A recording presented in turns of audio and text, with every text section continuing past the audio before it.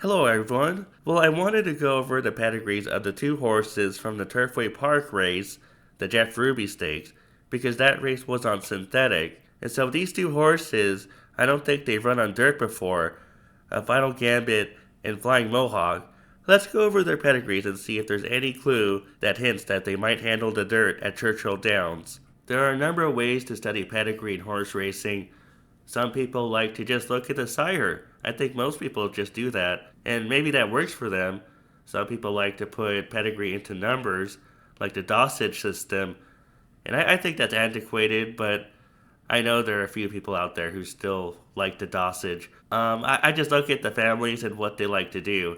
What I mean by that is that I look at the top side and the bottom side, and I look at what the overall family likes to do in terms of racing and what they did in their careers.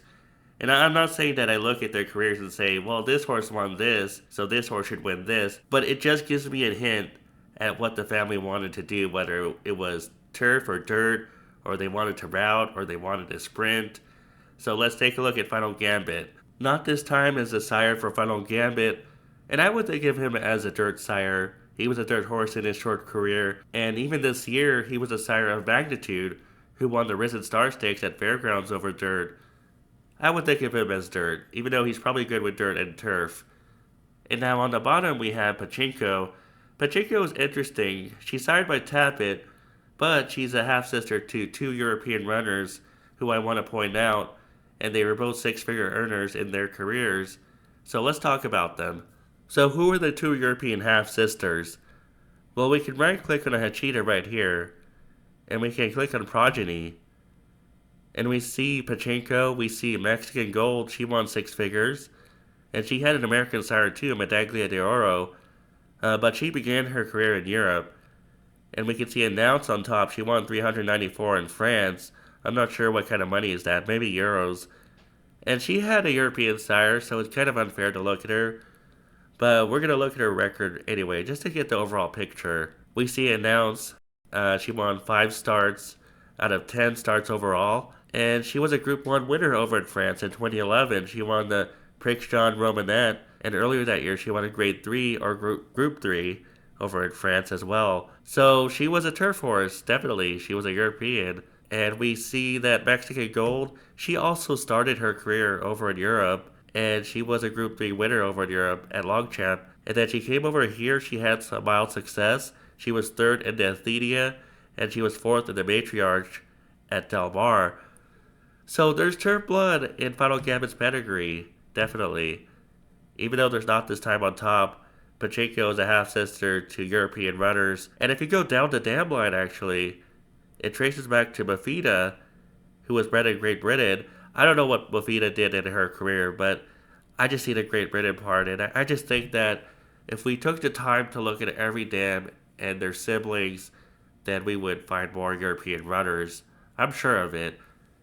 Anyways, this is a dirt pedigree over a turf pedigree, and I would think that leads towards synthetic. If you have dirt over turf, I would think that leads towards synthetic when we're talking about horse pedigree. And I can see why they took this horse to Turfway Park to run him on synthetic rather than, take him to Fairgrounds or Gulfstream Park. Brad Cox, he mainly runs from Fairgrounds over the winter, right? Or Gulfstream. And I can see why they sent this one to Turfway, though, because he has a synthetic pedigree, I would call it, and he did very well at Turfway Park, obviously. He won the Jeff Ruby Stakes. None of what I'm saying is completely discounting his chances on dirt, but I would say that it does lean more towards turf or synthetic. You want to make sure you're getting big odds if you're going to spend money betting on Final Gambit, because there is no guarantee he's going to handle the dirt. I would not call this a dirt pedigree. Let's move on to Flying Mohawk. You can see here Flying Mohawk made his first start on synthetic in the Jeff Ruby Stakes when he ran second to Final Gambit. Before that, he ran only on turf.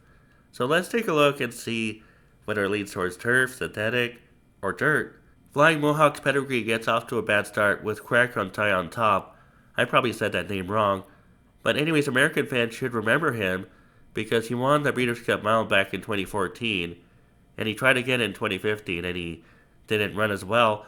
But anyways, he was a European turf horse. He was a European turf router, It is nice to see Sunday Silence in his pedigree, but he was a European turf horse. And we can look down at Bonbon's Floor.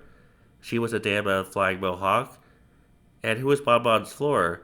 Well, she didn't earn much. We're going to right click on America's Blossom. Bonbon's Floor won $1,000 in her career. But she was a half sister to Change of Control. Who was Change of Control? Well, she was successful. She won $983,000. And she was a turf router. No, not a turf router. Actually, these are mostly sprint races. She was a turf sprinter. You see the Jaipur Stakes. You see the Buffalo Trace, Franklin County Stakes, the Intercontinental Stakes. These are mainly turf sprints that she ran in. But the point is, she was a turf horse. And we're trying to figure out whether or not Flying Mohawk has the pedigree for dirt. It has not started out well. I mean, we have Karakuntai on top. We have Bonbon's Floor on the bottom. And she's a half sister to a successful turf sprinter in Change of Control. Is there any sign of dirt at all? Maybe. If we go to America's Blossom, the second dam, who was America's Blossom? Well, she wasn't a big stakes horse or anything, but I just want to point her out because the races that she won were on dirt. You can see that optional claimer in 2011 at Hawthorne. We're going to look at it really quick. And you see that it was a mile 116 dirt race. What else did she win? Back in 2011, February 2011, she won a waiver claiming race. She won a waiver claiming race at Oaklawn Park. Maybe we'll look at that. And we see here that waiver claiming race that she won at Oaklawn, that was a 1 mile dirt race. And so this was a dirt router. She was a dirt router, maybe not at a high level, but she was a dirt router. If you're looking for any evidence at all that there's dirt blood in Flying Mohawk's pedigree, I guess you can look at that. But I would still call it a turf pedigree. He's got the Breeders' Cup Mile winner on top, and that was a European horse as well. And he's got a dam that's a half-sister to Change of Control, who was a turf horse. And I would call this a turf pedigree, even though there's America's Blossom, who was a dirt router as a second dam. It's mostly a turf pedigree. And I don't trust him at all in the Kentucky Derby. I think the connections are just taking a shot. But again, you will get big odds if you bet on Flying Mohawk. But he's not for me. I don't think I want to bet him at all. Anyways, thanks for listening to my analysis of the pedigrees of Final Gambit and Flying Mohawk. If I had to pick one to handle the dirt at Churchill Downs, maybe I would lean more towards Final Gambit, just because he has a dirt sire on top, even though he has turf blood on the bottom. I would lean more towards Final Gambit if I had to play one of these two, but I don't like either of them in the Kentucky Derby. Anyways, thanks for listening, and I'll be back soon.